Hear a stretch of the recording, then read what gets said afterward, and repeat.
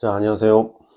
자, 두 번째 시간인데, 2차에 대해서, 기존에 있는, 예전에 이제 평가자분들, 그리고 제 이전에 그 수강생들 있잖아요. 수강생들이 이제 평가자로 들어가가지고, 이제, 그런 얘기를 좀 같이 했었어요. 그래서 그 친구만 있는 게 아니라, 한 몇 명 있습니다. 그리고 제가 좀 부탁을 해가지고, 그 평가자 입장에서 계속 꾸준하게 들어가시는 분도 있고, 그래서 서울 경기, 예, 지지난 시간에 그렇게 좀 알아보고 이야기를 했었던 부분인데 그 부분을 좀 같이 이야기를 해보려고 합니다. 첫 번째로는 보시면은 수업실에는 가장 중요한 두 가지 요소를 이제 이야기를 결론을 도출을 했어요. 첫 번째로는 상호작용의 생동감, 그러니까 가상의 피드백인데 우리가 이제 수업실을 하는데 아무래도 조금 이렇게 연기력이 발휘가 돼야 되는데 그 연기력이라는 것 자체가 우리가 이제 연기를 하는데 어색하면 안 되겠죠. 그러니까 사람이 없고, 그러니까 학생이 없는데 학생과 대화하듯이 한다라는 것이 그게 이제 쉽지가 않죠. 그런데 되게 자연스럽게 하는 거. 이거는 연기력을 보는 게 아니라 상호작용을 보는 겁니다. 그러니까 상호작용을 보는데 어차피 우리는 연기력이 필요한 거예요. 그럼 어떻게 해야 되느냐? 우선 여기 보면 학생이 앞에 없지만 특정 학생의 이름을 부르면서 구체적 질문과 답변을 주고받는 연기력이 필요하다. 그러니까 서로 어색하면 어떻게 되냐면 보는 사람도 어색한 건 당연한 거고 안 그래도 처음 보는 사람끼리 그것을 이제 뭐 피드백하는 거를 이제 평가한다고 앉아 있는데 굉장히 불편하다고 합니다. 그래서 뭐 예를 들어 뭐 지훈이가 말한 것처럼 엄마는 특징이 잘 드러났네요 하면서 막 서로 이게 교감하는 것을 보여 달라는 건데 이제 본인이 그걸 하면서도 어색한 거죠. 그러면 어떻게 해야 되느냐? 이거는 연습밖에 없어요. 연습을 해야 돼. 그러니까 누가 봐주는다라는 개념은 우선은 이제 수업을 듣게 되면은 이제 봐드리고 하긴 하는데 사실 그것도 그거지만은 우리가 이제 저 같은 경우도 그걸 볼 때 이제 그 기준점을 가지고 보거든요. 근데 우선 어색하냐 안 하냐는 본인이 더 잘 알아요. 그래가지고 그거는 본인이 영상을 찍어서 본인을 봐야 돼요. 그걸 봐야 된다는 거죠. 안 보면은 몰라요. 보기 싫어도 내 목소리를 듣기 싫어도 들어봐야 된다는 겁니다. 그래서 이게 가장 중요하다. 이게 되면은 자연스러워져요. 그리고 두 번째는 교과 전문성의 시각적 소통인데 미술교사는 시각적 자료를 어떻게 활용하는가 그래서 설명하는지가 중요합니다. 옆에 영상물 있죠. 이걸로는 안 되는 거예요. 예, 시각 자료를 어떻게 활용하는가. 근데 이제 그것이 이제 영상을 보여주는 것도 한다라는데 그게 중요하지 않아요. 여기서 나온 게 결국 판서입니다. 판서가 굉장히 중요해요. 판서가. 근데 이 판서를 간과하는 경우가 있어요. 근데 이제 판서를 우리가 이제 칠판이 있는 경우, 화이트보드가 있는 경우도 있고 그런데 판서를 꼭 봅니다. 이게 어지간하면. 나이 드신 분일수록 이걸 봐요. 그리고 판서는 집중할 수 있게 이제 화면을 동기화하는 데 굉장히 도움이 되거든요. 그래서 도판 활용 능력이 좀씩 큰 영향을 미치는데 이게 결국은 판서를 좀 해줘야 되는데 판서를 뭐 복잡하게 하라는 얘기 아닙니다. 제가 수업 때도 얘기했는데 단어만 적어요. 단어만 적어서 구조화만 시켜주면 되거든요. 길게 쓰는 거는 굉장히 잘못하면은 이 정적인 느낌으로 흐를 수 있기 때문에 단어 쓰고 빨리 얘기해주고 단어 쓰고 얘기해주고 이런 식으로 하시면 되는데 그것도 이제는 좀 피드백이 필요하죠. 그래서 판서가 굉장히 중요하다. 그래서 이 이름 부르면서 이 상호작용하는 것과 판서가 상당히 중요하다. 이거는 지도 안에 있는 조건도 맞추는 것을 보는 거긴 하지만 사람이 평가하는 거기 때문에 그게 쉽지가 않아요. 우선 임팩트 있게 하는 부분이 바로 이 부분이야. 이런 것을 듣고서 어떻게 할까요? 라고 했을 때는 이제 수업을 들으면서 해야 되겠지만 이제 본인들이 많이 해봤으면 이게 중요하다라고 하면 여기에 포인트 잡고 해보시면 됩니다. 네.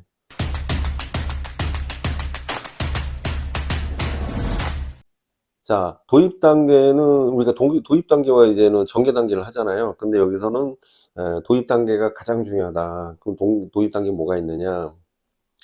동기유발이다. 근데 이제 동기유발을 어떻게 할 것이냐?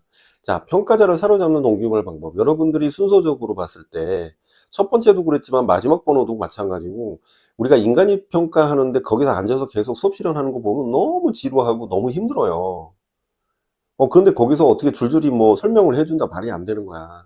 그러니까 첫 스타트 딱 5분입니다. 5분에서 6분. 자, 20분짜리 서울 같은 경우는 6분에서 7분까지 가도 돼요.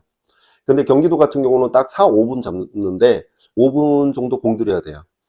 자, 시각적 패러독스. 그러니까 단순한 그림을 보여주는 것이 아닙니다. 확대된 일부분이나 가려진 부분을 보여주면서 호기심을 자극해요.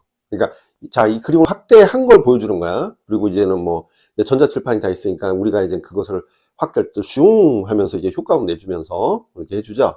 그러면서 이제 가려진 부분. 이게 무엇일까요? 무엇일까요? 호기심을 유발하는 거야. 그리고 빈칸. 그리스에 있다면 빈칸 채우기로. 땡땡땡은 이건 뭘까요? 그 다음에 카드 일부 내용만 보여주면서 이것은 무엇일까요? 라고 하여 이걸 동기를 유발시키는 겁니다. 이게 아주 간단한 거지만 이거 안 하는 사람 많아요. 그 다음에 또 하나는 실생활의 문제 상황. 이건 뭐 당연한 거 아니에요? 실생활의 문제 상황인데 우리 최근에 그러니까 우리가 이제 벽화를 그리려고 하는데 최근에 우리 학교 벽화 지저분해졌는데 우리 공공미술을 어떻게 바꿀 수 있을까와 같이 학습의 필요성을 느끼게 하는 거죠.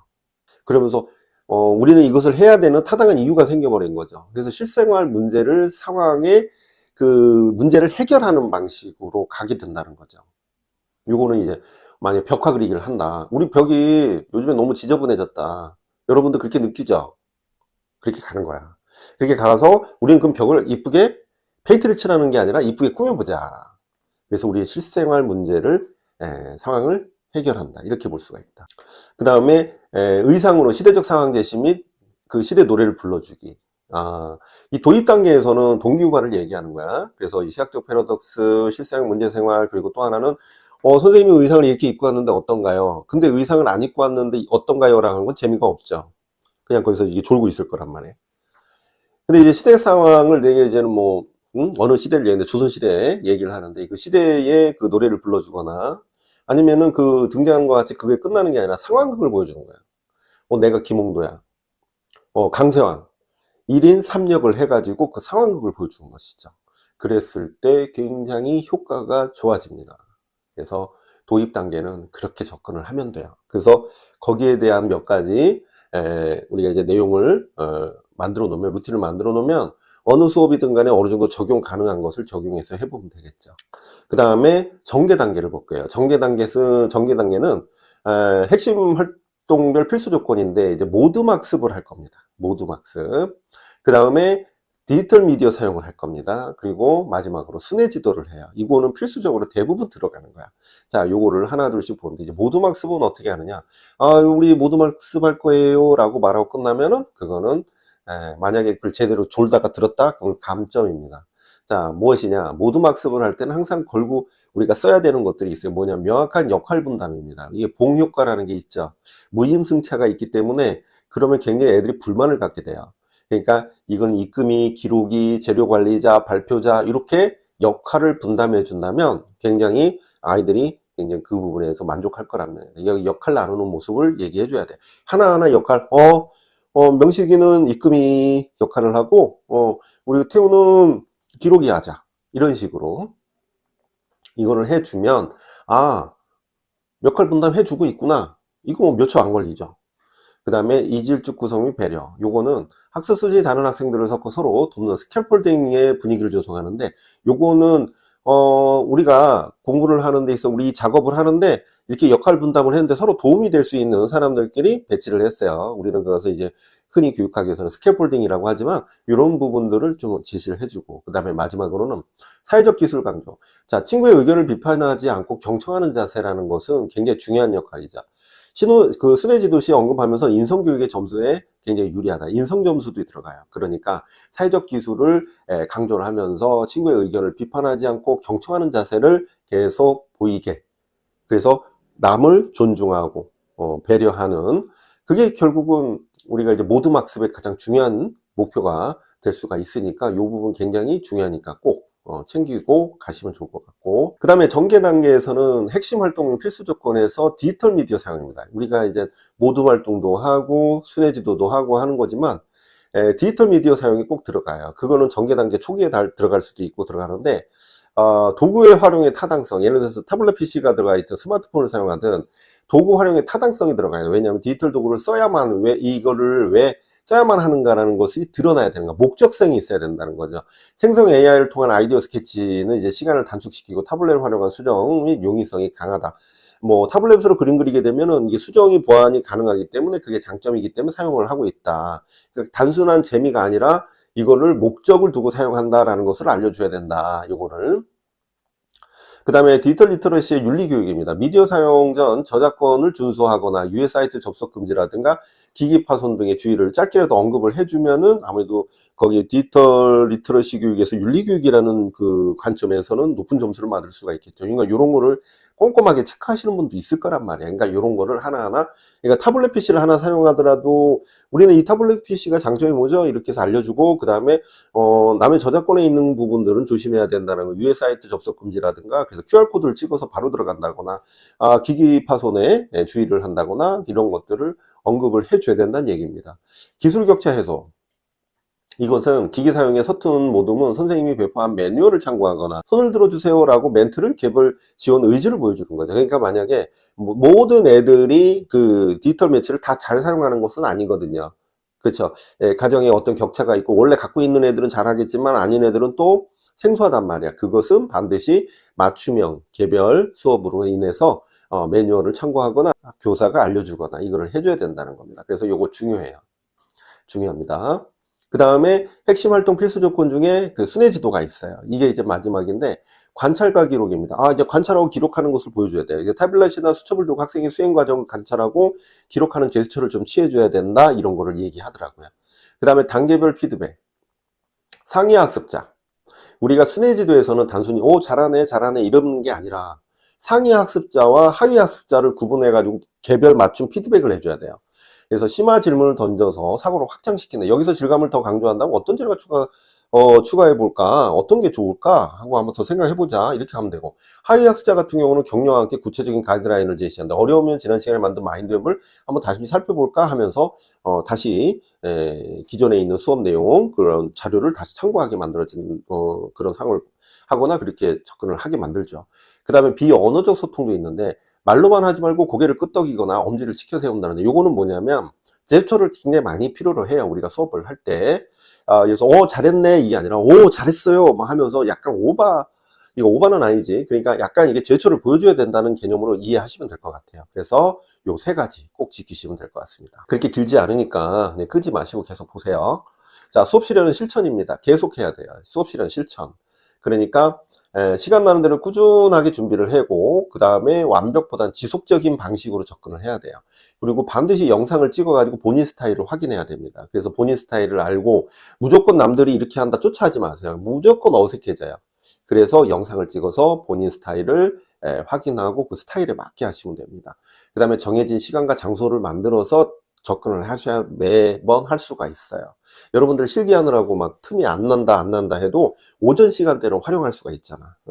저희는 오전 시간대에 합니다. 그러면은 뭐 오전 시간, 저녁 시간대에 하면 되겠죠. 그러니까 시간을 내야 된다.